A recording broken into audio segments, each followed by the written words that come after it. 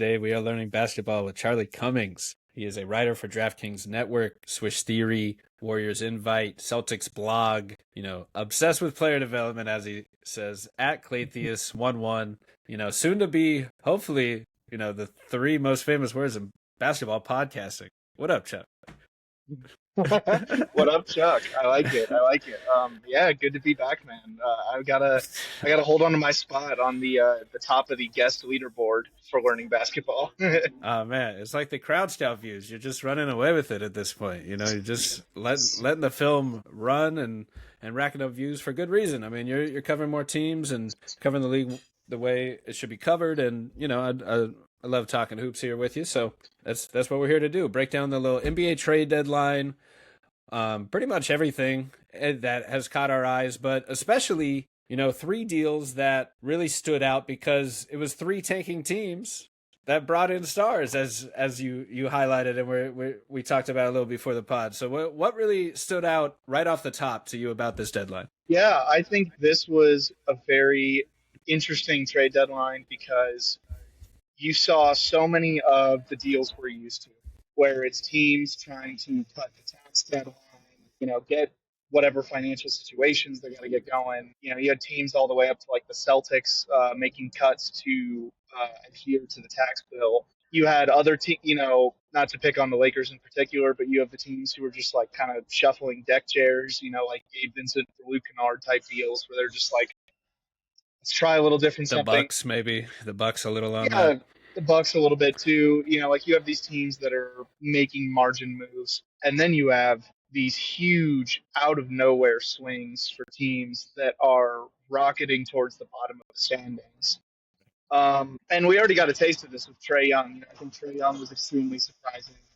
Like it's rare to look in the same conference and see a player of his caliber moving down in the standings, not up. And now we've got several other instances of the same thing. So it really is fascinating because you have so much that feels expected, and then you have so much that's coming out of nowhere. And I think there are some very clear themes going on here with these trades that are going to be a lot of fun to explore. The main deals that we're going to hit on, maybe to start with, before we bounce around, but Ivica Zubac to Indiana, Jaren Jackson to the Jazz, Anthony Davis to Washington, blockbuster type deals. I mean, two unicorns around the league that every team covets. There's only so many that not only can defend the rim, shoot threes, and score off the dribble with touch or play finish like that. Just all the things they bring. There's just so many of those guys. So, blockbuster deals by any sense. And the packages that were given up, we're interesting to say the least. Like I think we're gonna dive into like the value of those deals. And I think we both kind of have two different perspectives, but just different ways to build a team in that sense. But you can do it multiple ways at once. What stood out to you about these two deals? So I think the main theme that we're seeing from these teams is they are punting the hell out of the 2027 draft.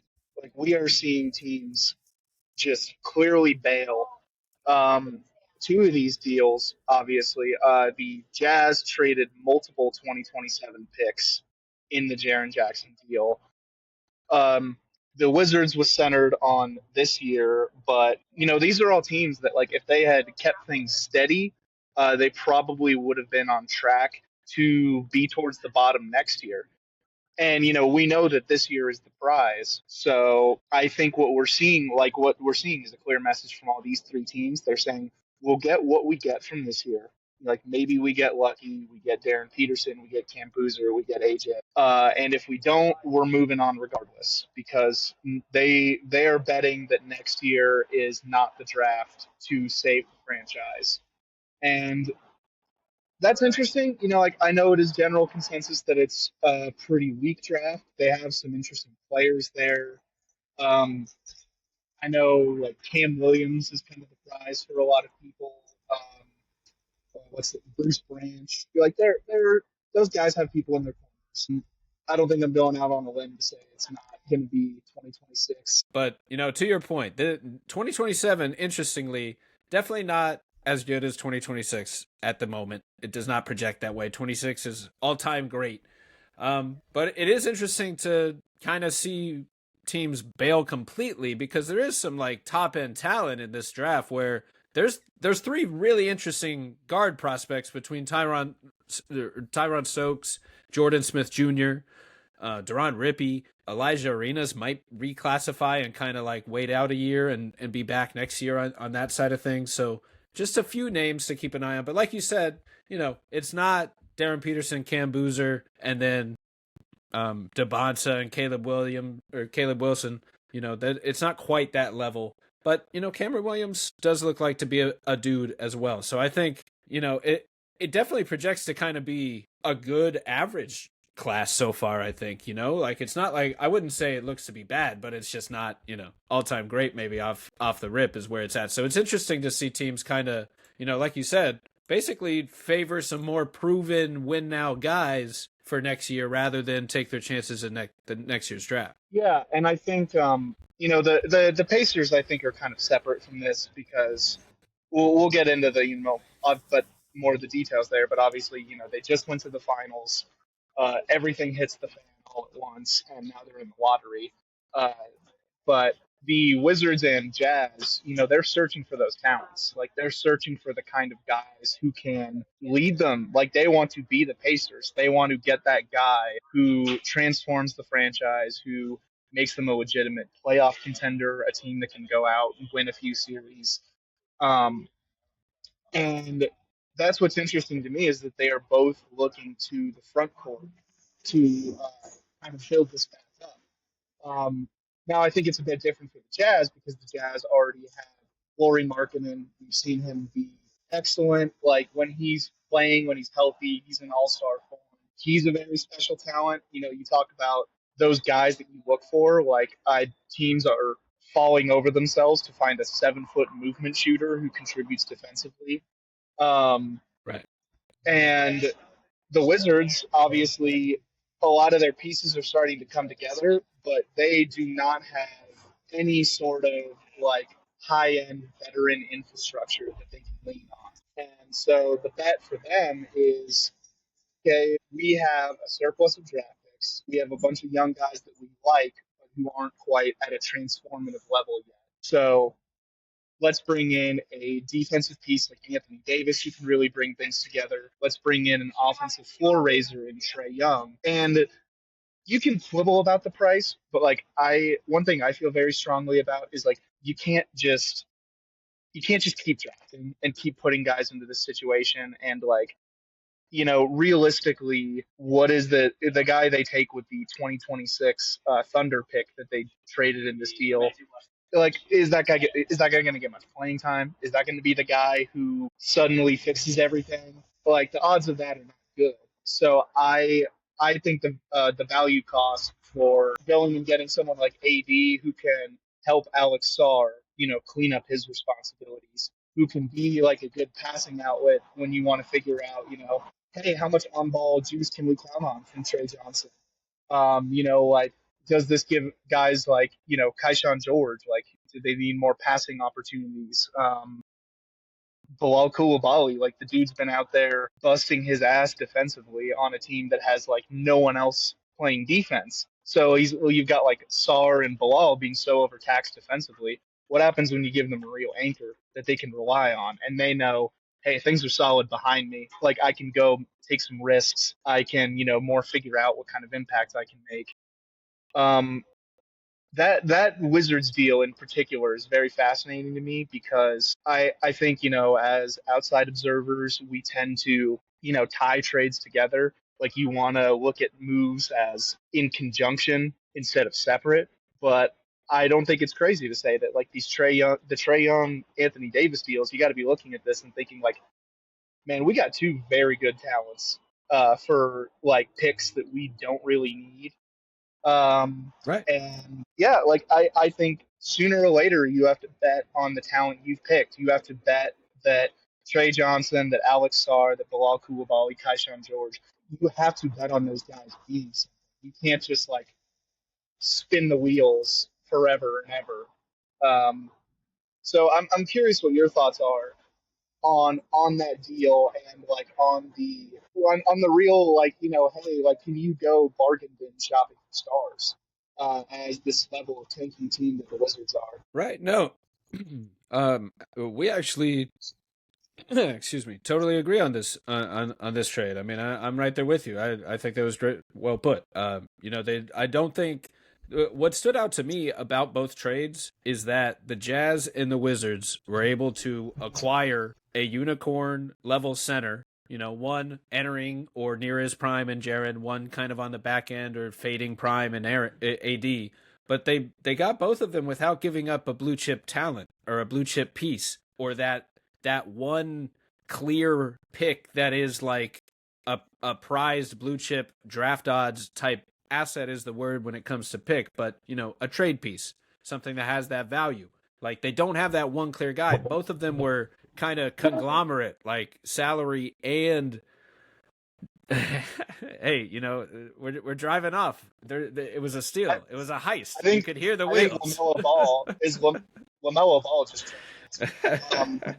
Hey, it could have been either one. But what stood out is neither of these teams had to give up one of those blue chip talents. They were able to basically, do what you do on 2K a little bit. Let me just conglomerate, aggregate these 5 things that I don't need and see if I can get anything cool for it. And, this time around they did. Like, if a team like Memphis is kind of at a desperation point where they feel like they need to break things up and move on in a different direction, then you can get Jaren Jackson for, 2 prospects and 3 firsts. But, a lot of people fall for the headline anytime you see first-round picks. And first-round picks simply have different value. Like, top 2 level first-round picks, you have a 50% chance at an All-NBA All-Star. But those odds fall dramatically with each pick, and the chances of just getting a rotation player falls dramatically with each pick. So while you can still believe in your scouting department to find the gems and find value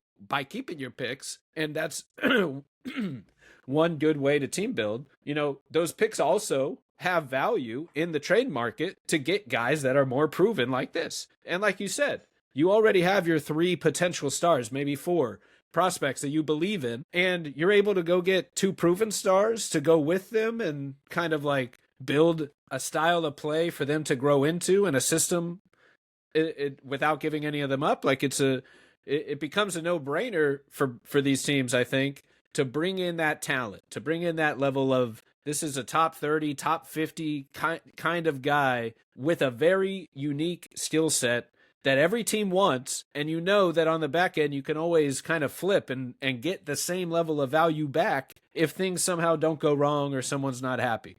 There are some reports that like AD might be a little less happy with his, second trade without maybe his knowledge to Washington now versus Jaren, maybe he knew and talked to the front office and found some, maybe it seemed like he's pretty happy to be in Utah. He's ready to get rolling right away and get out of that Memphis situation. That player perspective can be a huge difference in, which one of these works out and who's on another team in a year, because the NBA works like that. Yeah, and you talked about, I think that's a really key point there is it's the NBA who knows.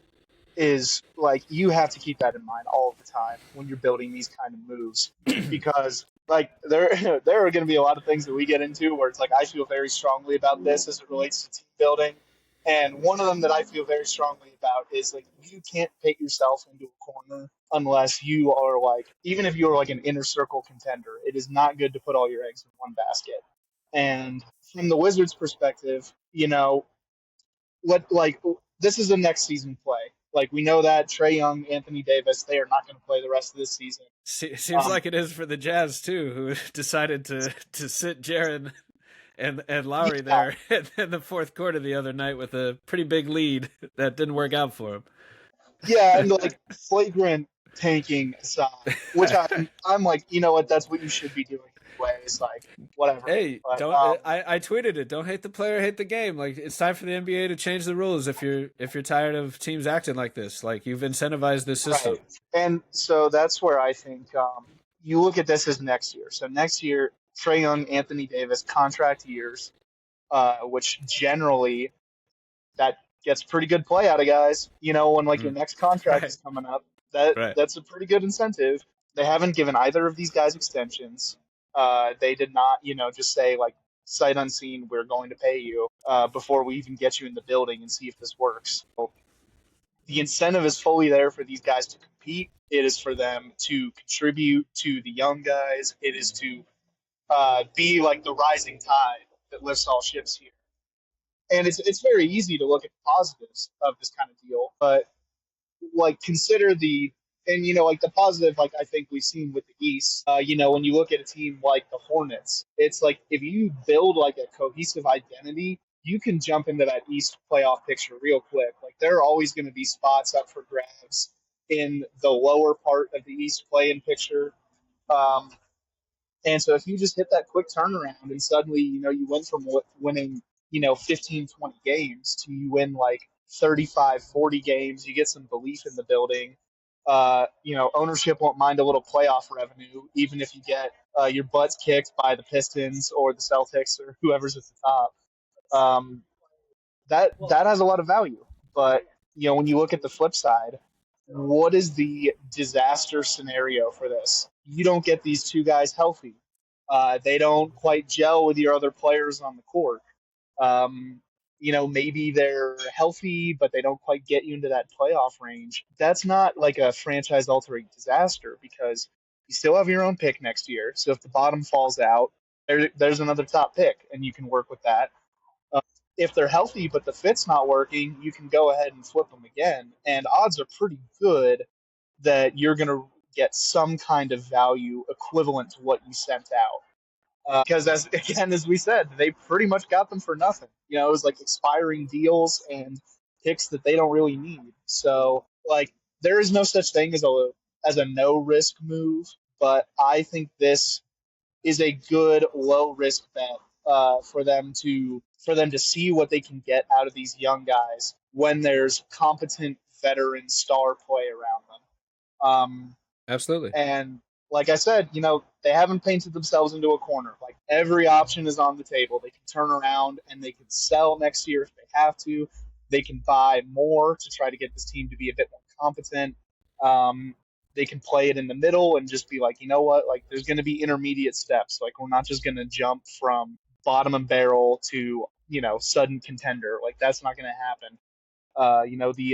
The Pistons had their lean years, and then they had some mediocre years, and then they jumped all the way into the playoff picture. And now look at them; they are the top of the East, and everyone's young and everyone's hungry.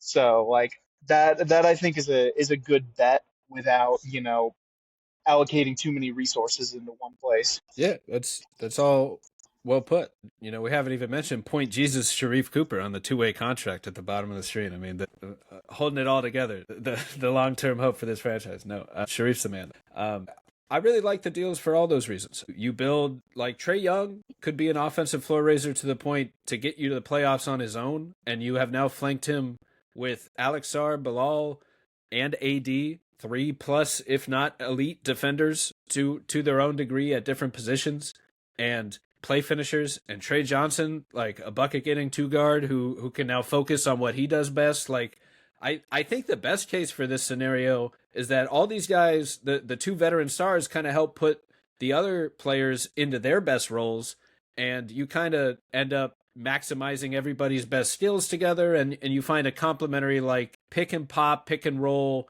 Like you can see Trae Young running a double drag with Sarr and AD, where AD pops and Sarr rolls to the rim as a lob threat, and like just bread and butter, easy offense or horn set or what, pick and roll stuff for those guys all day. And running Trey Johnson off screens or letting him run some show as a scorer too, because he's a really skilled, tough shot maker. I put up the salary cap because the logic for the trade comes down to like the players you're giving out and the value of the picks. And if Anthony, some people like, I think, confuse a little bit of the value of the money. Like players are going to get paid. The numbers are going to be big. You got to kind of accept that and move on if you want to talk about, who's getting, why a guy is worth something like that. That's kind of besides the point. If someone is currently worth the money they're on, it's more like, for this team at least, reallocating their salary of what they were paying. They like to pull up the trade again down here at the bottom. They gave up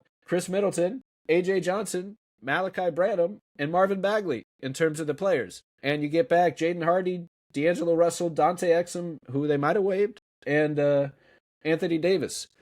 So, on its surface, you're reallocating the salary of a few bench guys who aren't part of the long-term future, and Chris Middleton, one veteran, for another, and Anthony Davis. Except now the veteran isn't just like, a proven veteran in the locker room with experience. He can still actually help you like win games on the court with elite defense. And, shout out Middleton, he can still shoot it, but AD could still potentially be, next to Trae Young. It's a perfect fit. It could be a really nice pick and pop combination two-man game. Obviously, AD is not his former self, but it could really rise his game for what Trae brings. So just reallocating the salary alone, anyone does that in a heartbeat. Now you just have to decide, is it worth the picks? And it says 3 second-round picks and 2 first-round picks. But when you look closer, the first-round picks are very likely to end up in the 20s, which are essentially the value of second-round picks. Like the value of a guy in the 20s isn't too far off from the 30s and 40s. They're all very talented in that range, and it just kind of falls down to how much they get paid and their long-term potential and, obviously the evaluation process. But, value-wise for both the trading of the pick and the just actually slot of the pick, it's not too far different. So to me, it's like you're giving up 5 fringe late first, early seconds to upgrade from Middleton to Anthony Davis. It's like, yeah, what's the holdup? Where do I sign? And it's another example of pre-agency too, where you kind of just trade for a guy. You kind of hope there's a little bit of chemistry somewhere along the lines with him and Trae Young, like a good relationship built at some point. If you're doing this move, like you would hope there's something there. But if you're kind of building around these two guys to kind of get him excited about being here, now that he had to just kind of get away from the Maverick situation. Like he would always have that Luka trade stink on him, I think, and fans would never really embrace him the way they should, like Lakers fans did. And then he got blindsided by the deal. I think this is a chance for him to have a perfect role with another natural point guard to set him up as a play finisher. Maybe he reclaims a little bit of that defensive anchor that he used to be. He's kind of translated a little more to offense now, but he still brings both that high-level two-way impact. And I think, it could really, as long as they can obviously get on the court together, you have a natural kind of high-floor offense with a little bit of a defensive base, and that's a rising playoff team in what's becoming a much more crowded East now as well, with, the Pacers making a big trade and the Hornets, like you said, rising, and the Magic, we'll see if they're find a rhythm, but they're finally getting healthy at the very least. So we'll see what they look like in the playoffs. The Cavs just traded for James Harden. The Celtics just added Nikola Vucevic. There's a lot of like little, deals, and, we can bounce around too if anyone else crossed your mind there, but, we're still on thoughts on the Wizards. Yeah, there's one more thing too that I think is interesting on the Wizards front before we hop around a little more. If you don't mind going back to their cap sheet, so what I think is really interesting is that we talked about AD, Trae Young, 1-year deals. Look at all of the players who are on their rookie deals who are about to hit that decision point of what do we do here. So going into next season, this will be year 2. Like year 2 is concluding for Alex Sarr, Bud Carrington, and Patrick George. So that means next year is also kind of a contract year for them because they will be extension eligible following this 2026-2027 season.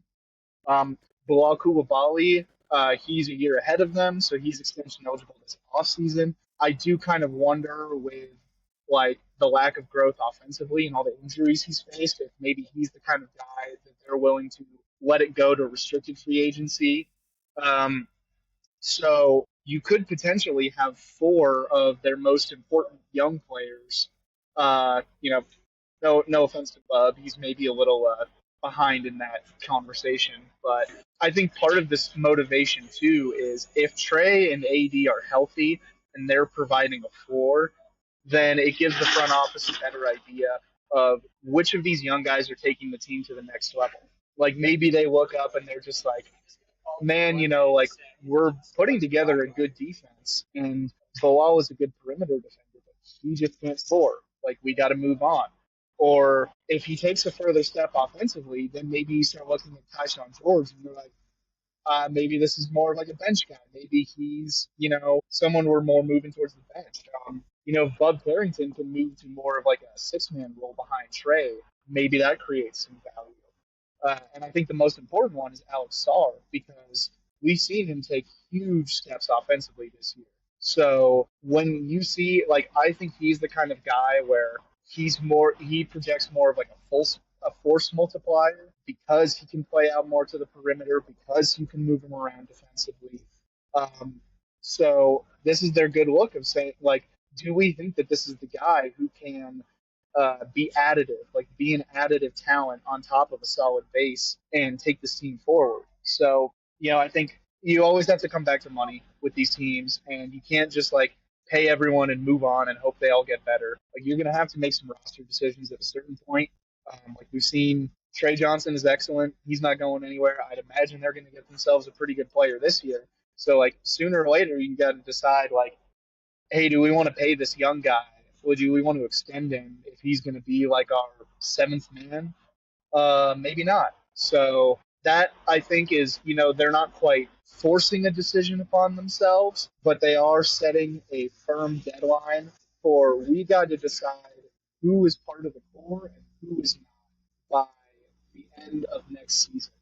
And frankly, I think that's good process. I think it's good to say, like, let's not just spin the wheels forever. Let's decide who we're moving forward with, and let's see how it goes. Yeah, especially for a team that seems to generally want to compete. Like they're always in that like eight seed range, playoff range at the very least, which has its pros and cons. But like ownership wants to win and compete and give out a competitive night to night product, just like the Pacers or formerly the Magic. I would say for a while they just want to like hit that baseline as well. But to your point, like, you can only choose so many guys. You can only give the ball and reps to so many guys. And you have Trey Johnson, Sarr, and Bilal, and another pick coming. And you have an opportunity to grab an offensive engine to kind of set up everyone else. Because, frankly, I think Trey is, still a one-man show when it comes to offense and in a good way where he can create a good look every time. And this team, everyone on the roster will benefit from his playmaking and shot creation. I don't really think he's going to take away from anyone other than, maybe some other point guard prospects.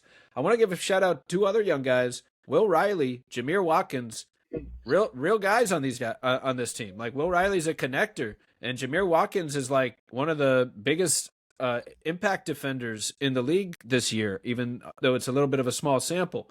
But, a rookie out of Florida State, I believe. But, he's a real guy on the wing. And these are all guys that will benefit from playing with Trey. So, like you said, you can kind of see all of them in now, like, without pressure of on-the-ball usage of running the whole show. You have a guy to run the whole offense for you in Trey, set everyone up in their best place to succeed, see who fits long-term, whether that's with Trey or if you're building kind of alongside him.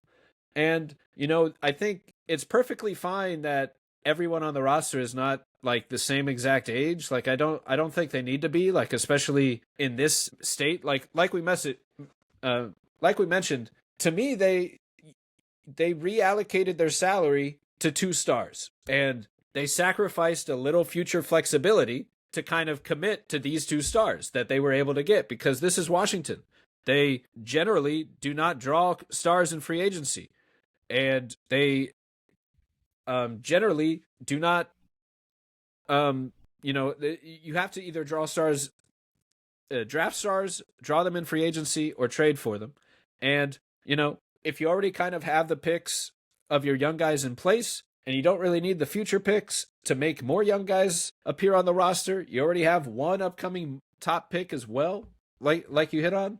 You just kind of do the pre-agency process is what it's been coined, where you bring in these guys now, you see if they fit your culture, what you want, and kind of can build a base here of just kind of recommitting to competitive winning basketball on both ends. To me, you get like a clear franchise cornerstone for both ends of the floor if AD can reclaim a little bit of that. And even if, like, the other thing is this isn't a situation where he has to be a one-man defense as much as Trey kind of will bring some one-man offense. AD can just be a plus defender. I think it's closer to like him with the Celtics with a lot, or sorry, not him, with Kristaps with the Celtics compared to like Kristaps with the Mavs. Like he's not being relied on to do everything. He's just going to be your best defender while also having two up and coming defenders who might be better already and just as good.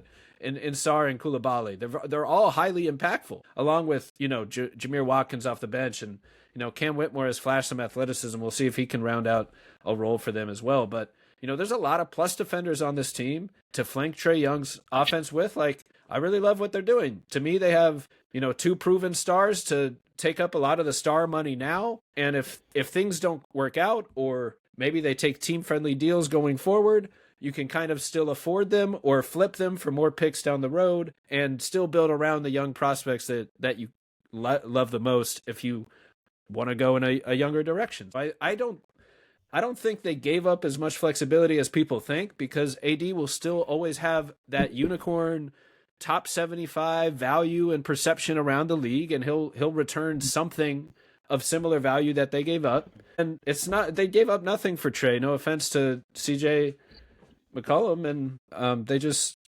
he's an older veteran, and Corey Kispert is a knockdown shooter. But you're talking about two, like a young role player and an old role player for a potential superstar, like a clear all-star offensive engine type guys. So they have their faults, but to me, they reallocated their salary in a smart way to, like you said, give a lot of these young guys the opportunity now to succeed in the best role for them. And Trae Young, a guy to set them all up to succeed on offense. AD, a guy to clean up things on defense. And, at the very least, an identity going forward. And a marquee rookie potentially in this draft. So another huge young talent coming. I mean, this is a team that should rise in the East. When, we were looking at some of the standings earlier. The Wizards are, near the bottom this year, but, the East is a little more competitive than expected, but it's still a wide open game. Anyone can enter. No one's dominating. We mentioned off the top that Zubac is off to the Pacers. That's another big deal, where a team that clearly is a proven winner from last year, but is clearly kind of on the wrong end of things this year, dealing with the Halliburton injury. Now they have fully embraced like one step back to go two steps forward, and hope that they keep this pick and still add Zubac and hit the ground running next season. So what were your thoughts on the Zubac trade off the top? So that one is very interesting to me because our good friend Ben Pfeiffer, we know he's ball knower, all over this draft. I completely understand why it's hard to look at a team that is currently 13-40. They're number 2 in lottery odds. This may be their last chance for a while to get a high-end draft pick into this team before it's back into winning mode. So I think this is very interesting. And, just for the scope of the full trade, they traded their 2026 first, which is protected 1 to 4, and then 10 to 30. So it is a very specific bet. It is saying if we nail it, if we get into the top 4, we keep it. And I mean, they can only fall so much in the lottery, I think, at this point. So if they don't move up or stay where they are, then that pick is probably gone. And that if they manage to keep it, I believe it turns into a 2029 first, and they also have a 2031 that they traded. So essentially, if they keep the pick, it's 2 unprotected picks. I think this is a very interesting gamble because we saw what the team can do last year. We saw, even with their flaws as a rebounding team, even I think they have like some size concerns relative to other teams. Like, you still came down to a game 7 finals. Like, I think to view yourself as anything other than a contender when Tyrese comes back would be a mistake. So the way I see it is they capitalized on some of their lottery favor in this year to turn it into a player in Zubac who I think like fairly there have been some concerns because he's not like a create it yourself kind of offensive big. He's just, about as strict of a play finisher as you get. He's not, a huge plus passer. There have been some concerns with the defense. I think those are a little overblown because I think he's still a very good rim protector and like, the just Occam's razor, like the easiest defense is the guy who finishes the play, and few are grabbing more defensive rebounds than Zubac. So I think he brings tremendous value on that end of the floor. He's got an elite table setter in Tyrese Halliburton who's going to put things right in his hands. They have an extremely creative offensive coach who has dealt with like much more offensively deficient centers and turned them into like huge pluses in an offense. Like I love the on-court fit. The bet, like the bracketing protections, is fascinating to me because I think this is another. They're looking at the board and they're saying, okay, if we land in the top four, like we suddenly get Darren Peterson, Cam Boozer, AJ Dibansa. For me personally, I'm a Caleb Wilson at four guy. I'm not going to pretend I've grinded as much tape as a lot of the incredible draft people on our staff, but like. If that's their evaluation, if their evaluation is if we get into the top four, we are locking in like a clear fit, a guy who fits alongside Tyrese and the rest of this roster.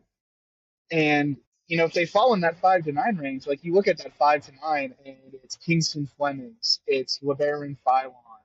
Um, it becomes a lot more difficult to find a good fit. Like do they think that Mikael Brown can coexist? Keaton Wagler, like it suddenly becomes a very guard heavy lottery. You and Ben just discussed this on your pod, and I thought it was a very interesting conversation where you guys were like, I might have like 20 first round guards when it's all said and done. Yeah. And It's one of the those guards are deepest not. guard classes ever, for sure.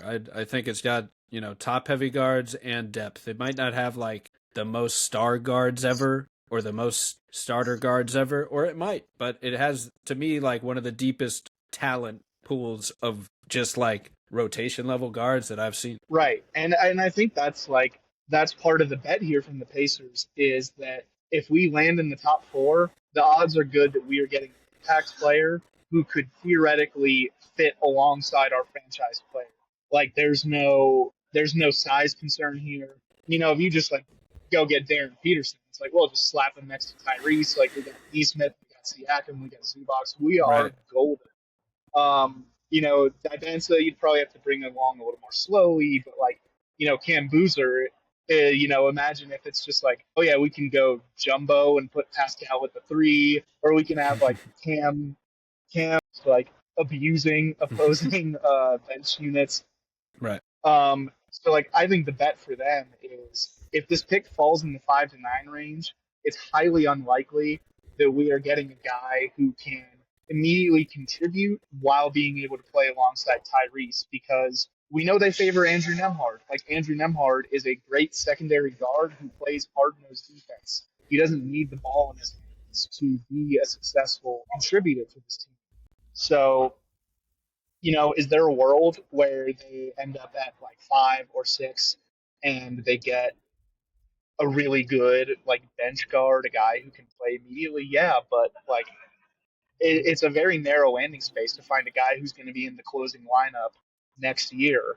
So, I get it. Like, it's tough to grapple with the fact that, like, you might trade the fifth, sixth, seventh pick for Zubox, who's a very good starting center. He's not going to be making all star teams. Like, he's not an award winning guy. He's not, like inner circle starting big man. Like, he is what they need. Like that is a glaring need on this roster. And I think when you look at the rest of the trade package as well, Benedict Mathurin, they're not going to pay that guy in restricted free agency. Isaiah Jackson, promising player, but he just started a deal where I think he's kind of overpaid, and they weren't really able to get much usage out of him. So that I think is the interesting thing. Is like, are we trying to hit this real? We're trying to hit this really narrow window in this draft, and if we don't hit that window, then we're fine just punting on this pick and moving forward with the core around Zubox now. Yeah, I really agree with that trade logic. there's a small, like the only way it could really fall to 10 when I was looking at it was if you look at the odds here from Takeathon, that they would have to fall to like the sixth best lottery odds and then a 0.2% chance of falling to 10, or the seventh best odds fall and 1.3% chance of falling to 10, or they fall to eighth and it's like 8% chance of falling to 10 or below. So it's pretty unrealistic of this pick to fall to 10 or below. I looked at the pool at that range, and if they're going win now, I kind of liked Yaxel Lendeberg. I wrote about him here for Swish Theory. There's the Swish team has Kingston Flemings, Ngbanga, Tyler Tanner, Yaxel Lendeberg, Jaden Caitnance, Joshua Jefferson as the top 10. Dalen Swain, I think, is another guy that would be really interesting on this Pacers team. Kind of if the pick fell more so than if they took him in the top 4. Because I agree with you, like the trade logic makes a lot of sense for this class, and it happens to line up with the lottery odds, where if you protect them top 4, you are guaranteed one of these top 2 guys. I still have Boozer Peterson top 2 superstar, kind of their own tier, but DeBonta and Wilson are really special and deserve to be talked about just as much as potential stars. Flemings too, although I do kind of agree that they might lean Caleb Wilson because of maybe the roster fit, but you never know with prospects. Flemings is really special. I like Ibuka Okorie a lot, but another guy that might not fit. Obviously, another point guard. You're basically betting on a 6-man or a double point guard lineup, so maybe. But only if the pick falls. So when it comes to the pick itself, like it is basically either 2 future unprotecteds or the 5th through 9th pick in this draft. And when you think about it, like I do think Zubac is that level of player that you would kind of hope for from the 5th through 9th pick of the draft, like as well. Like you're giving up kind of like one pretty high end outcome for that value of pick, where to me, Zubac was just as worthy as Harden as like all NBA, all-star level guy last year. And this year maybe the defense has caught up a little bit and taken a little bit of his playmaking away and forced him to do a little more. But he's such a special, like, all-around center talent that he's just gonna, when you add in the win now competitive fit that he brings next to Siakam and Tyrese Halliburton compared to potential rookies, and you factor into the idea like they probably view this year as the blip, they view this as this is the only time we're gonna get a top pick anyway, so future unprotecteds, those are gonna be late 20s anyway because we're already a playoff team. Our stars just hurt. Now, you would hope you have a little bit better system without your star, kind of like the Celtics have without Tatum. But, talent and depth is still a real thing. And while Siakam's been an all-star, production has gone up, efficiency and volume have gone up. He's been incredible. It just hasn't been enough to kind of bring the whole team to another level. So getting Halliburton back, getting Siakam and Zubac, I think some reps together. I think he's expected to still play because I don't think they're going to change their odds all that much, whether he plays or not. To me, that's 3 all-stars, all NBA level fringe guys to build around. And Halliburton is the guy leading the way when he's healthy, but that's 3 complementary 2-way guys right off the bat to just be your anchors for the next few years.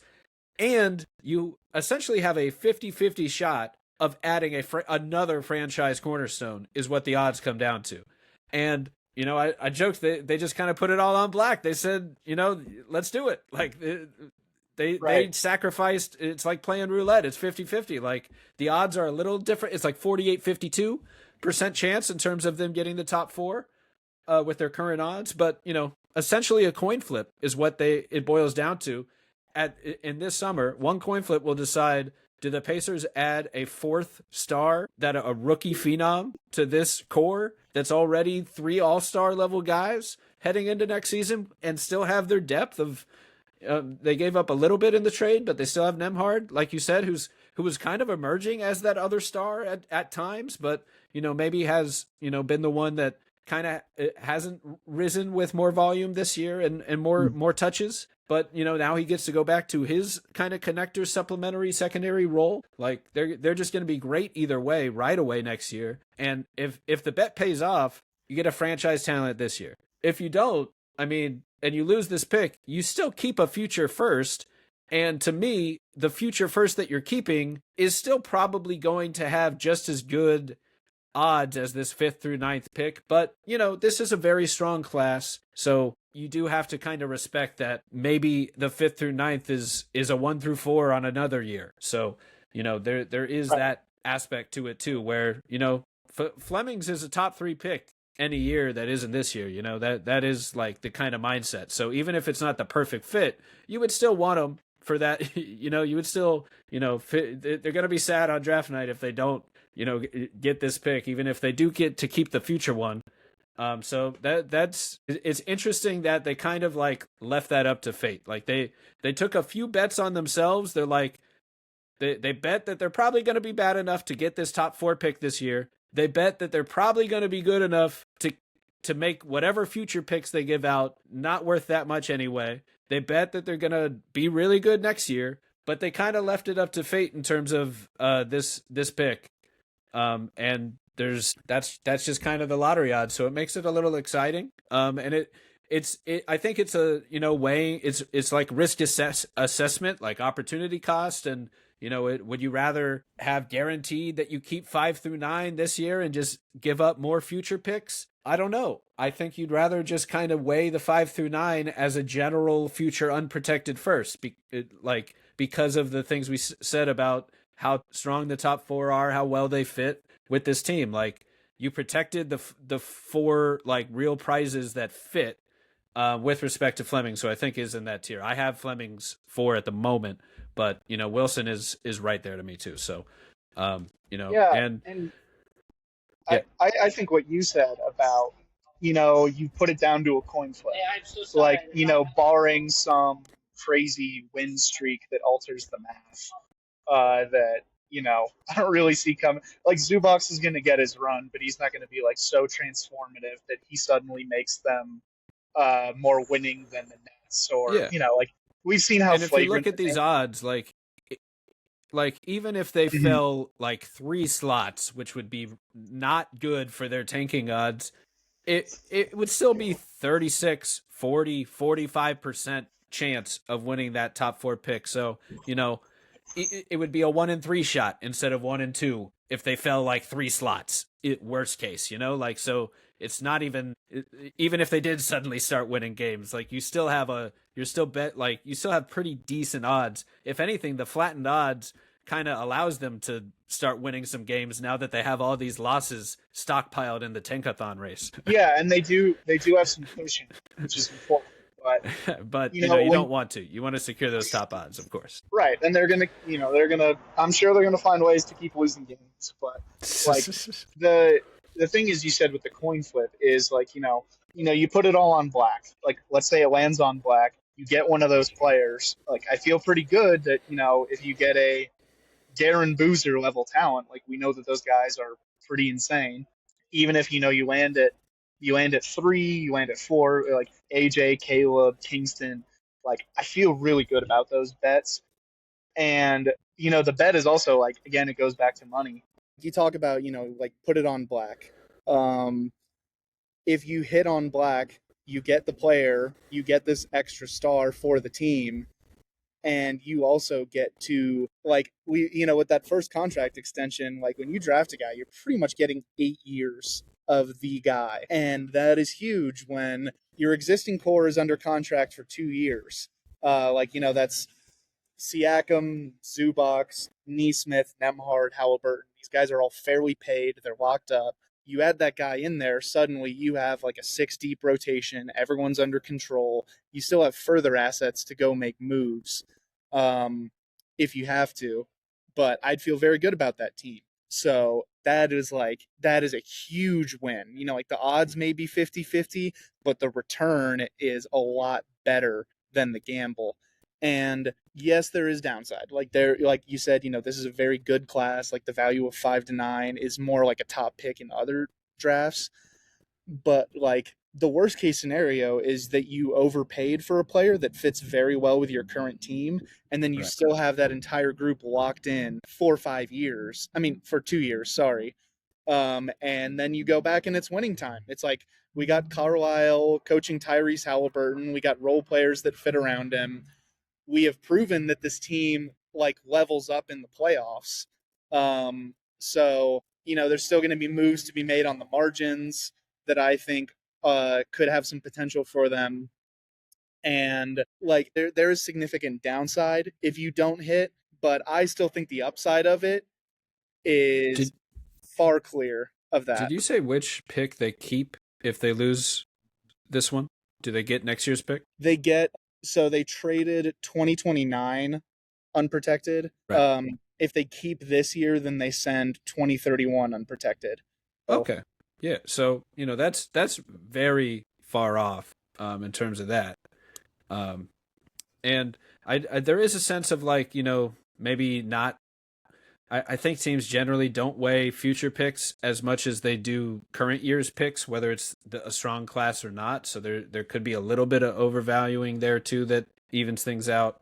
But I think it's just a calculated risk, a bit of a definitely a more of a risk trade than the Wizards trade for sure. They didn't this is that type of blue chip piece. That's why we're talking about it.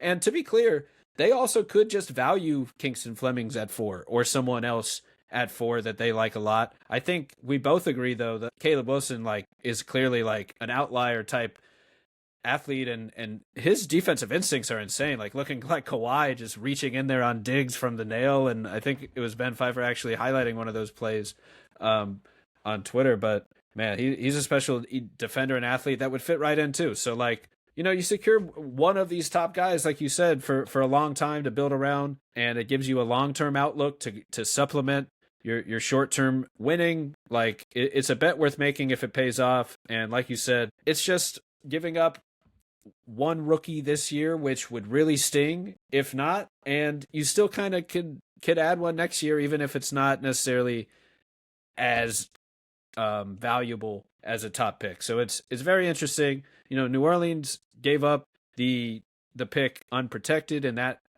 Hawks trade. So that's kind of like they got killed for that, obviously. So, that's something to think about in terms of the value, how valuable this pick is. But, the Pacers got a franchise starting level center right now that supplements and complements everything that they already do on both ends of the floor. It's really a strong pick. They could use some shooting. It'd be cool if they do land Darren or Boozer there, or DeBonsa too. But just get some outside shooting to go with these guys, because the front court is now a little bit lacking there on that end. But they're just a downhill fast break pick and roll force, and another team that's just going to be running like pick and rolls all day with Siakam and Zubac. So the Pacers are definitely set up going forward there. And it's interesting. It'll be interesting to see how it pans out, because it's just going to come down to the draft odds, really, more than anything. And that's what makes lottery night fun. And you just kind of, sometimes they're calculated bets, sometimes they're a bit, higher risk and gamble type moves. And we've talked through a lot of the logic. I think essentially, like you're trading a borderline general, like whether it's 5 through 9 in this draft or unprotected in 31. Those kind of do have the same value to me of like a top pick in a class is what you're trading here. At the very least, a top 10 pick, but obviously not the actual coveted top 4. And when we talk about those odds of guys working out in the NBA and becoming stars and rotation players, the top 2 and top 4 is where those drop-offs start happening. Like top 6 and the drop-off is huge. So, the actual value of the pick they're giving up, I think, is very much worth the proven all-star, fringe all-star, all-NBA type of guy that they're getting back. And that's what makes the trade a good value move for them. It's a calculated risk that could really set them up next season and for the long term. And, and one would be one more piece to supplement injuries. If a Halliburton goes down next time, now you have 3 other potential guys to kind of pick up the slack and keep building around. So definitely interesting there. Round out the trades, the big trades here with the Jaren Jackson trade.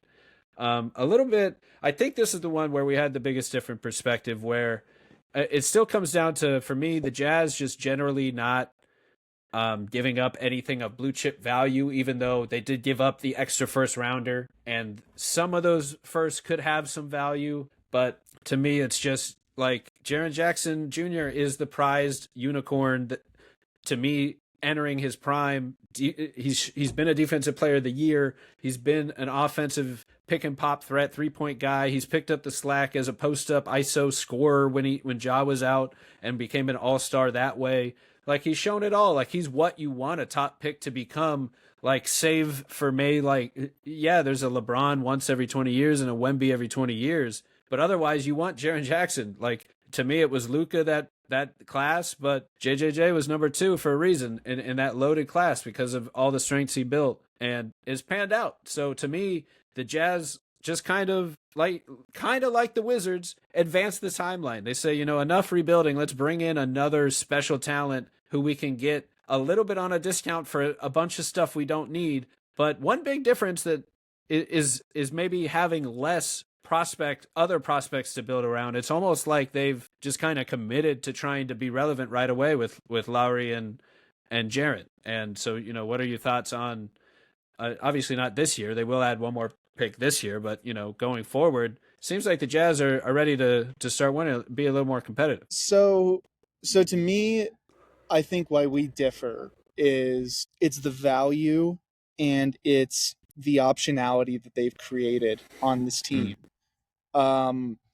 So to me, a big problem is that hot take alert. I mean, the whole city's on watch right now. Hot take alert. I know. Yeah. They're like, watch out. Charlie's coming for Danny Ainge.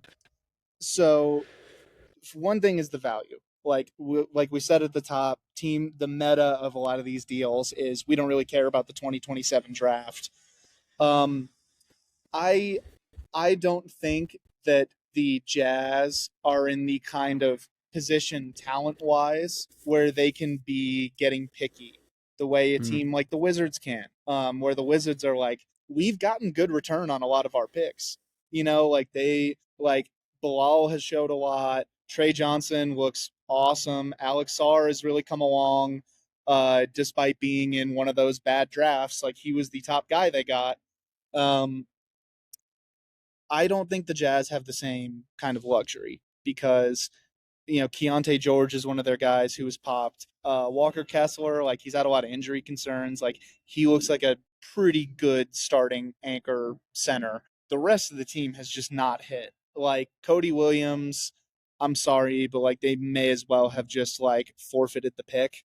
Bryce Sensabaugh looks like an interesting scorer, but there's a lot of question marks there. How you make him work defensively? Taylor Hendricks, they had to punt on. Kyle Filipowski maybe is a guy, but like that's, kind of years away from coming to fruition. So my issue is that there is the value there. Like, I think that they got themselves almost entirely out of a 2027 draft that's like a good opportunity for them to get more talent. And, there's a kind of a little bit of that like Pacers element where it's just like, hey, if you get the top pick and you get like your choice of blue chip talent, everything I'm saying doesn't matter. Like if you suddenly have like Darren Peterson to slap in at the 2 guard, like that changes everything. And suddenly, roster fit, who cares? Like, we got the guy. If they don't get that, if they fall further or, disaster scenario, they somehow fall far enough to give up their pick to the Thunder, then they are even more talent deficient. They don't get any incoming talent this year. They don't get any incoming talent next year besides a later 2027 first that I think they still have. I think they have the most favorable of Minnesota and Cleveland. That trade was very convoluted, but I'm running under the assumption that Minnesota and Cleveland are going to be better next year. So whichever one of those two teams is worse, they get the pick. It's a talent concern there. The value I question too, because Lakers pick with Luka, whatever, that's probably not going to be very good. They traded 3 of their lesser firsts that they got to get this Phoenix pick, this 2031 pick, where there's those deals where teams are trying to like piecemeal. They'll be like, hey, we'll give up one unprotected pick so we can get 3 lesser firsts, make other deals for lesser players. Like, I think they were wise to jump on that because they were looking at the Suns and they're like, you guys are kind of a hot mess right now. Like, yeah, we'll short your future. And then they turned around and he's like part of the package for Jaren. So I think they traded 2 potentially very high value picks. And it's an issue of commitment too, because now you are committed to, I assume they're going to bring Walker Kessler back. And the meta here is to go jumbo, like Walker, JJJ, Laurie. Keontae George is the guy who drives the offense. Maybe Ace Faley is like 2 guard who, provides a lot of size, like, can be an on-ball scorer. Like they've committed to a vision like right now. And I don't think that this was the time to do it. I don't think they have nearly enough talent in the bank to do that. And, it is different from the Wizards because, like we said, the Wizards don't have any like vets to lean on. The Jazz have Laurie, who we've seen is like an all-star level guy when he's going. He's a very tough talent to replicate. But I think then you have to start talking about fit. And yes, Jaren like does have a lot of tools you can't find elsewhere.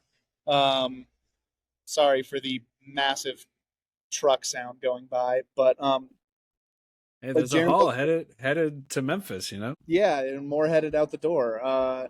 But like Jaren does have talents you can't teach. Like he is that gifted of a scorer for his size, especially on the perimeter, which I think helps them.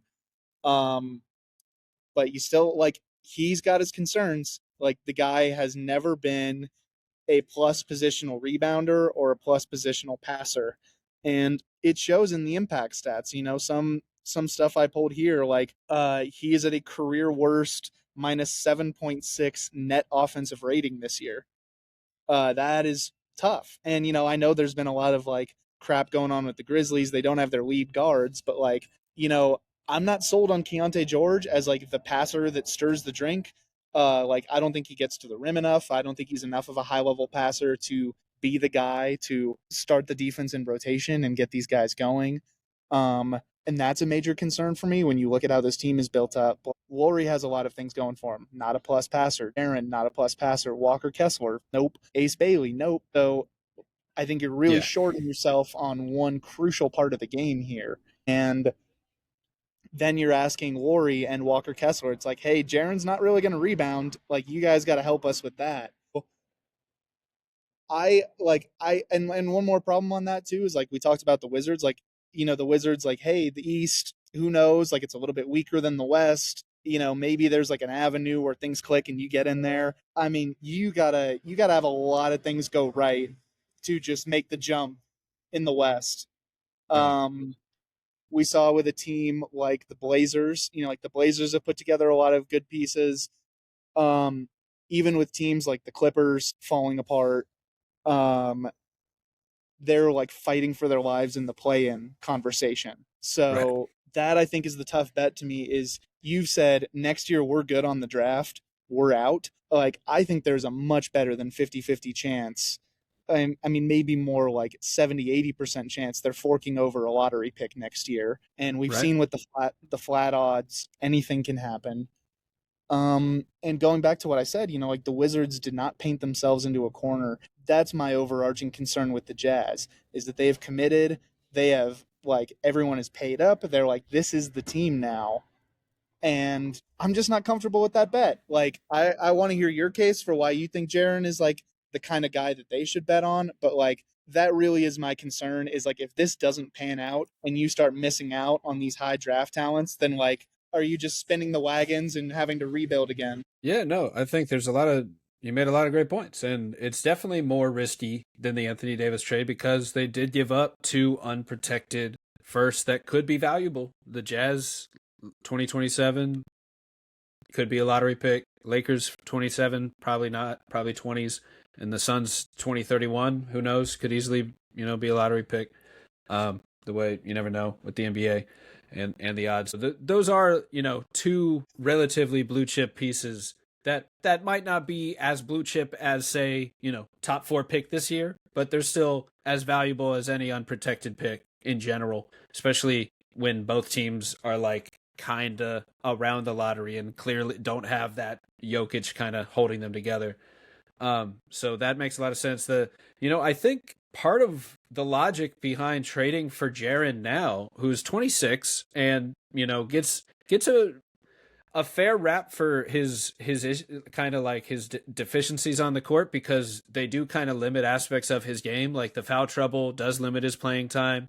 The rebounding does limit his impact numbers, and the lack of kind of playmaking does kind of take away from some connector stuff that he could do. I think he's okay there, but could be a lot better. Obviously, he's like, he's kind of closer to, a minus there than anything, and the stats will say that for sure. But I think he's just so good at everything else. Those are the type of things you live with. Like it's kind of like Shaq at the free throw line. It's not quite that impactful, but he's just such an incredible defender, instinctual defender. Mo Wagner was just talking about his skills as a finisher at the rim last night. Like he's just like a masterful touch at the rim. He's one of the true unicorns in this league. That he's not as tall as Wembanyama, but he's a proven knockdown catch and shoot 3-point guy with a really quick release that's hard to block. Now with Will Hardy and these threes that they run to stretch the floor, I asked him a little bit about that, and Will Hardy just really stressed how important communication is during this process, because I totally agree that like the roster is still kind of a mess. It's still jumbled up with just clearly not enough playmaking. Like if there's a team that should go give Chris Paul a chance, it's probably these guys that desperately need a half court, creator to just set up all these shooters and playmakers, because otherwise they're just running off ball screens for everyone, trying to stretch the floor. And it works to a degree because you have all these great shooters now. They lit up the Magic the first time Jaren took the floor and then didn't play, the rest of the game or whatever. But like, to me, it's interesting because like you can kind of see Mark Cannon and Jaren both best as power forwards in their best lineup. However, they do kind of bring different strengths, even though they're both knockdown shooters. Mark Cannon's more of like a driver, and Jaren's kind of more of a post-up touch counter move kind of guy when it comes to what they're doing other than the threes. So they do kind of bring different elements as scorers that way. And, you still kind of want to play him with a classic traditional center as well, like maybe a Kessler or maybe someone else in the trade market. So it is interesting if that's kind of what my question was about. And it's just, that's where the experimenting comes in. But this one's definitely a bigger risk. And the one reason I say, like, I think there's a few reasons that like the risk still makes sense to me.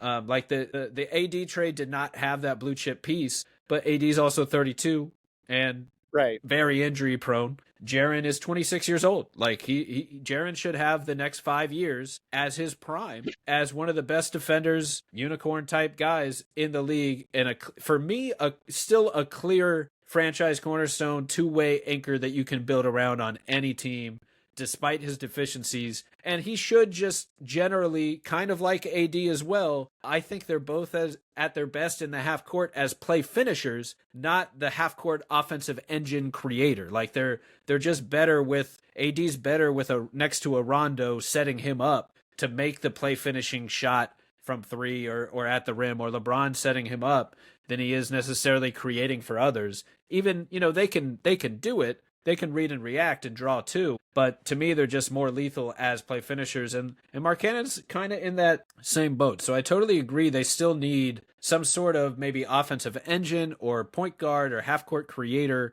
to make life easier for these guys. And, Darren Peterson is not necessarily that either, but he's just another walking bucket, incredible next level elite scorer and defender that you would want out there. So it'll be interesting if they can find that playmaking. Maybe it's Keontae George and Collier and kind of just a group effort of playmaking. And, Will Hardy has shown to be one of the more interesting coaches when it comes to play schemes and kind of getting the most out of the three ball and really bending the floor that way to make this team competitive on a night-to-night basis when they want to be. So I think Jaren's definitely worth that max money. He's worth that salary slot. And when it comes to the picks, like, again, I come back to Jaren is just about as high end of an outcome that you can hope for those picks. And kind of one other logical move from what you were saying, they haven't exactly hit on all of their draft picks and development here in Utah. So who's to say they would make the right decision and develop those next few picks if you haven't really seen what the Wizards have seen in their own internal development? Maybe there was some logic to Danny Ainge feeling a little bit of pressure of like, let's just go get this proven star who's only 26 and just build around two all-star level talents in Lowry and Jaren, be this unique three-point shooting team. Both guys want to be here. You have your coach in Hardy. Ace Bailey is still a wild card. He's a shooter and a defender in his own right with some exciting athletic potential. So I think they have enough of a kind of like a perimeter shooting base of an identity. And I really do like those two individual talents that they have. It just is going to be kind of remain to be seen if they fit together, if they can hold their own defensively in a front court over a long period of time with like, is Markkanen going to guard threes? That's the one that doesn't really work for me long term or over a playoff series. But, you know, maybe over the regular season, if you're really overdoing or just betting going big on everything, like that could be, maybe it works. It worked for the Cavs for a while when Lowry was back there.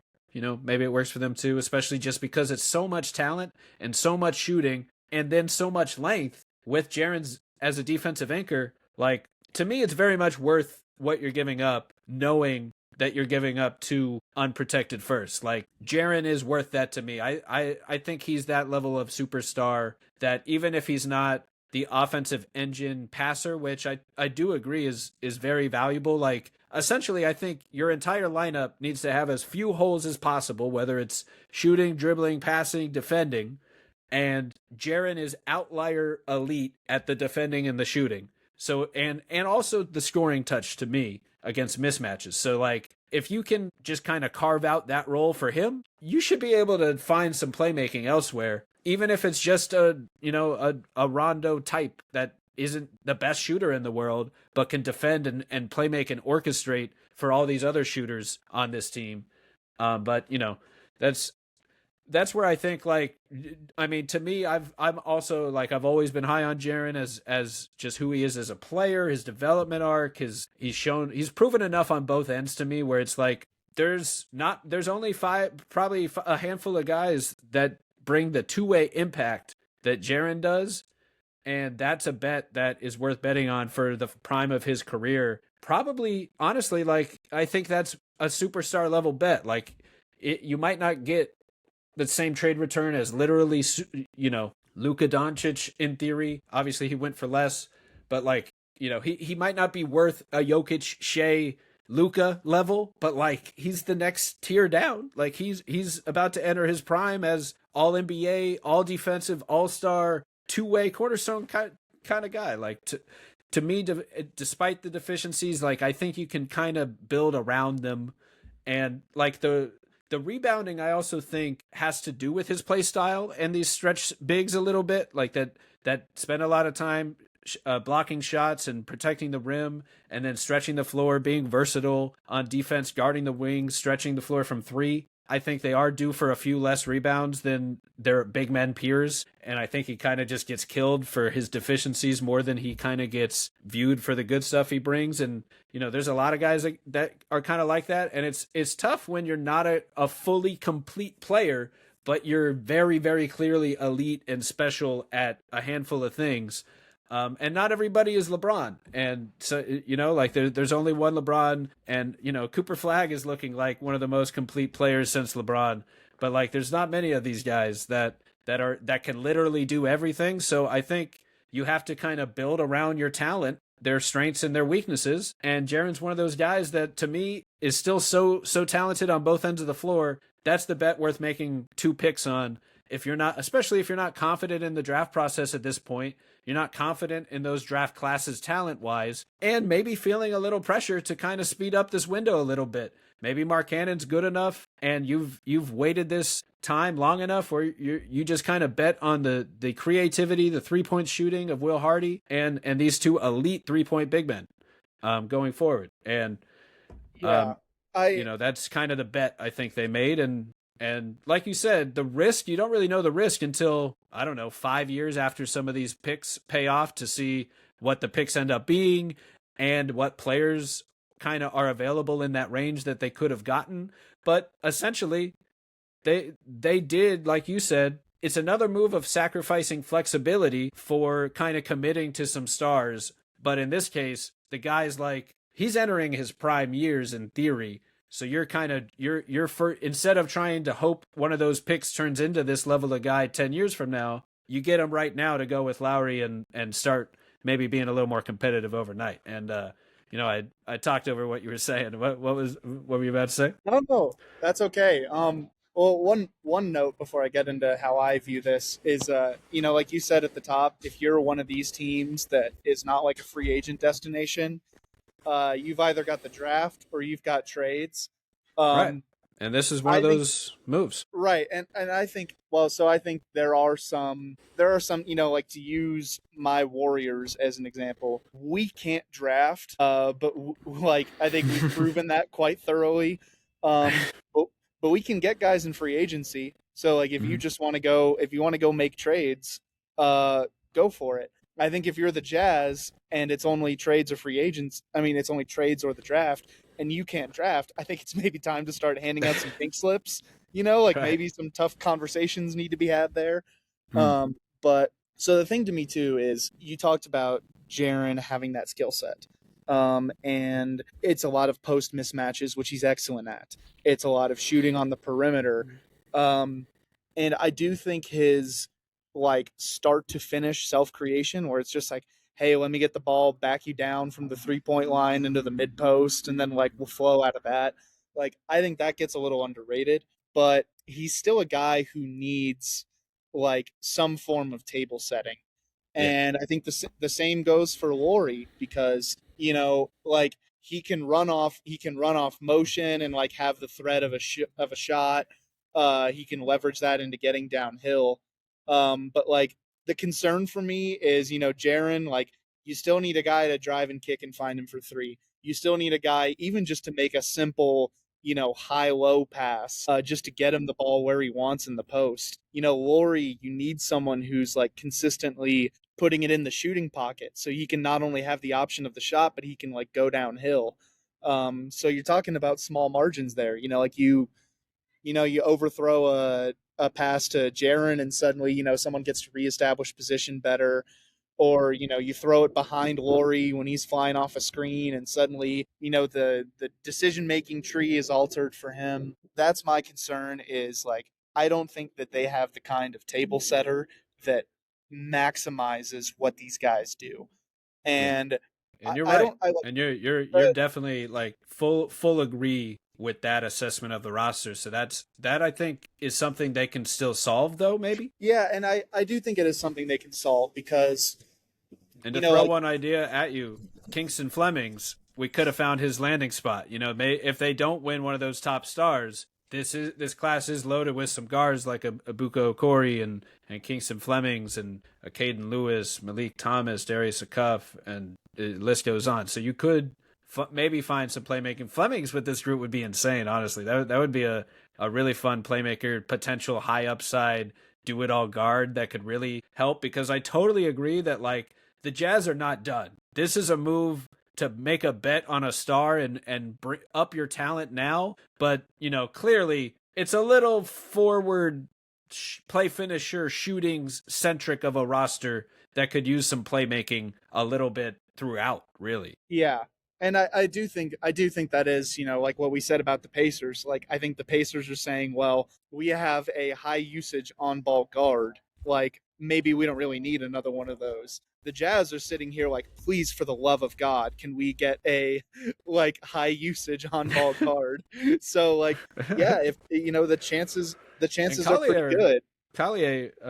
Isaiah Collier has looked really good, but another guy where a little more downhill scoring maybe than a natural playmaker, let's say, but still an exciting athlete for them. Yeah, and I think there's a conversation to be had about maybe is like Isaiah and Keontae, kind of the meta, like is that two combos could make what we're looking for, but sometimes it's two quarterbacks is problem wise, and sometimes it works out when you have the two combos. So that there is a little bit of bet on like. I think a little bit of bet on that downhill, like perimeter player combined with the front court shooting, combined with Will Hardy's off-ball three-point shooting sets, where that kind of makes up for some of the playmaking and the shot creation. But I still, the Magic have a very similar half-court playmaking problem, where there's just not always a natural table setter out there.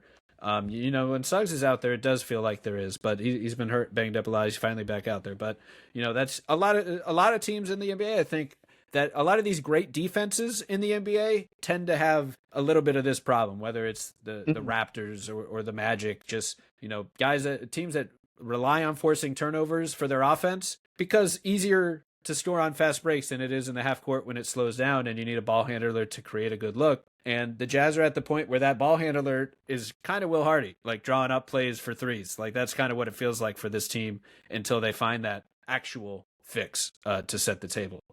And so I think that's important too, because I don't want to come out of this being like I don't think Keontae is like a bad passer. I just think this is a roster desperately in need of an elite passer. And this is I think what comes down to the concern of mine. It's like the Jazz got here in the first place because they did an extremely good job drafting. They did a very good job of finding role players to fit around Donovan Mitchell and Rudy Gobert. That team could not get over the top because they did not have like the kind of inner circle star you need to get over the hump. And they're not unique in that. Like most teams don't have that guy. Like it's the unfortunate reality. You can count them on one hand how many teams have like a go out and win you a title by yourself kind of guy. But that's my concern is like, let's say the hypothetical where the Jazz don't land in that top tier of the draft. They don't get the guy. Even if, they're left at some guy, like they get a competent, like good guard in this draft. And, they have Keontae, they have Isaiah Collier, they have Ace Bailey. Like it's a good team. Like I think they can build a very good team out of this. And the trajectory is there for them to build a good team. My concern is that they did all this tanking to potentially arrive where they started. Because if you play the musical chairs of the lottery and you're the one left standing there, like you don't get the guy you wanted, you're not getting it next year because you just traded all your picks. You're probably not getting it in 2028 because like you said, there's a lot more meat on the bone with Jaren. So this team is going to be competent by the next time they have that shot to get back in the top of the draft. And then I think you're left with, we have star type players who are extremely good at what they do. Like they all fit together. But then once again, you're in a Western Conference that is just absolutely stacked to the gills with superstars. And suddenly you just don't have the guy. And you're back where you started because I don't think Keontae has looked like a high level offensive engine. I don't think he's quite that guy. Jaren, we've seen a lot of his concerns over the years. So this is where I think the problem falls for me is, how do you find that way to get that guy now that you've made that bet? And it's really as simple as if you don't land it this year, that guy's not coming. So that's the concern for me, is that it's similar to what the Pacers have done, where it's let's put all our eggs on this coin flip. But if the Pacers lose the coin flip, they still have a very good team and they have their superstar. If the Jazz lose this coin flip, that's things could be pretty tough for a few years. So that's just my concern there, is this isn't an ideal world. Ownership pays more and you can attract more stars to Salt Lake City. That's all well and good, but you got to be realistic and you got to say we only have so many opportunities to get a franchise changing talent. If they risked their chances to get that talent, then that makes things very difficult. Hey, you luck into number one, you get Darren Peterson, all is forgiven. And suddenly the Jazz are one hell of a problem. Right. No, you're not wrong there.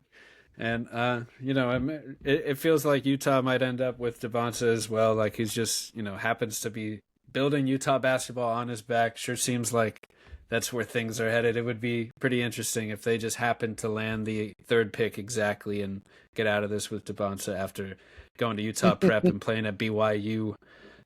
We'll see. It doesn't necessarily solve those playmaking issues, but it does add another lethal 3-point shooter and defender to the mix. Yeah, totally agree that this one's more of a risk, and you're giving up 2 blue chip pieces for one more proven one in his prime. And that trade-off was worth it for all the reasons we said in Utah's mind, you know, whether it's a win now push from above, whether it's not fully believing in the draft and the free agency process, whether it's just valuing Jaren that highly as one of the top 20, 30 young players entering his prime. Like, to me, like the only thing really worth quibbling about is those 2 unprotecteds. Everything else is like, yeah, we'll throw it in there. And, you know, you got to give up something to get something. And Jaren's still entering his prime. And to me, like, this is also selling low on Jaren. Like, the Grizzlies were up against a wall ready to move on. Like, I think if they had if they said Jaren Jackson was available anytime in the last 5 years, you're getting 3 or 4 unprotected picks. So, like, if anything, this was the time to buy low on Jaren, given that value of where he could be turned around. And another thing where, like, if something doesn't work out, you could always, you know, flip guys for more picks or more flexibility. But it's definitely interesting that, you know, this is the player they bet on. You know, this is who they said we're committing money and potential future top picks.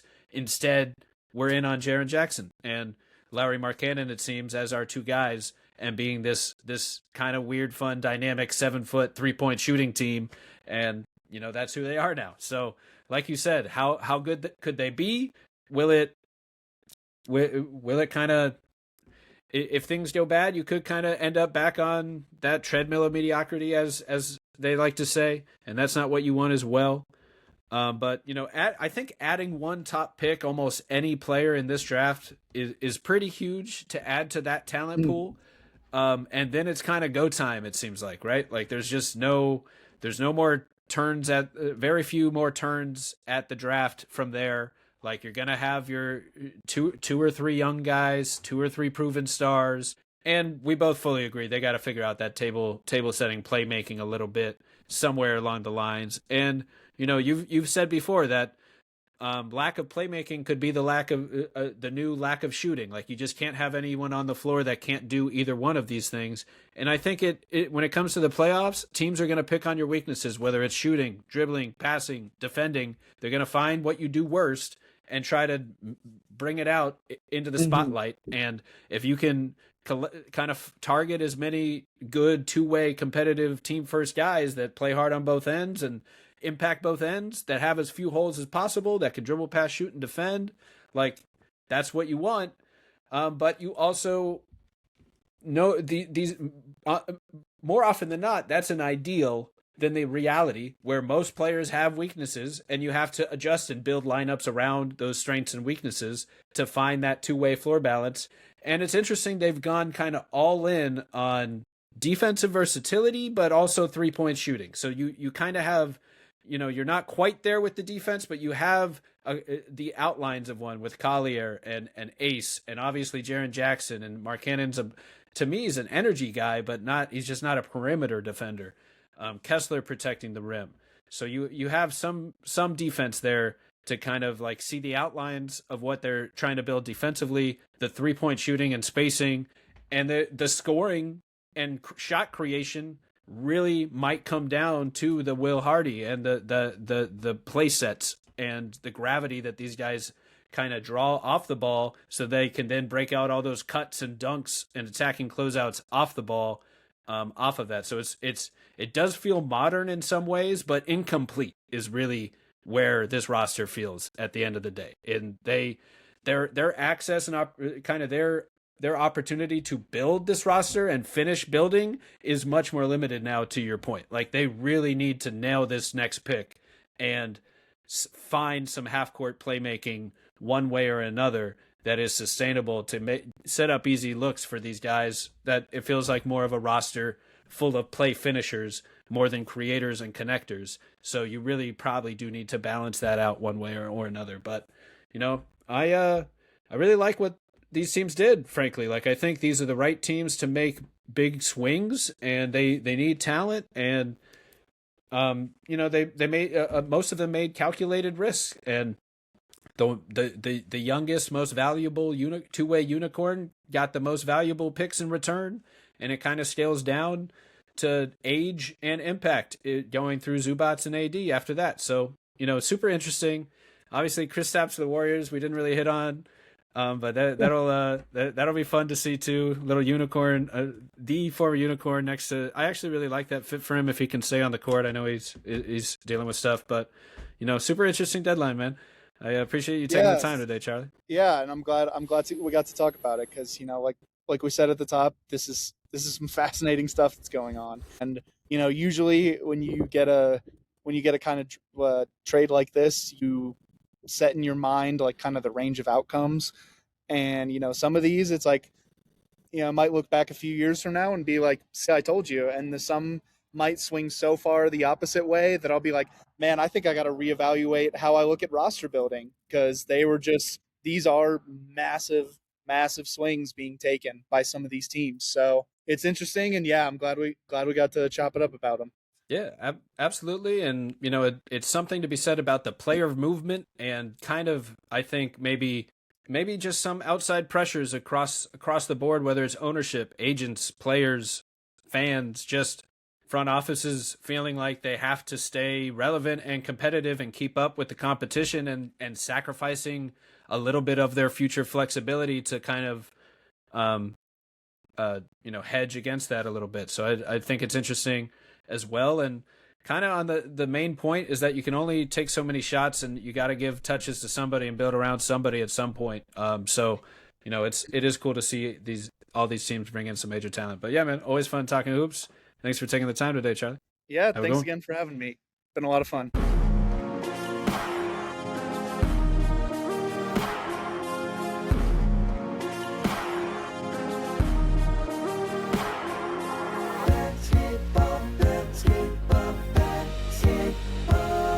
With Ryan.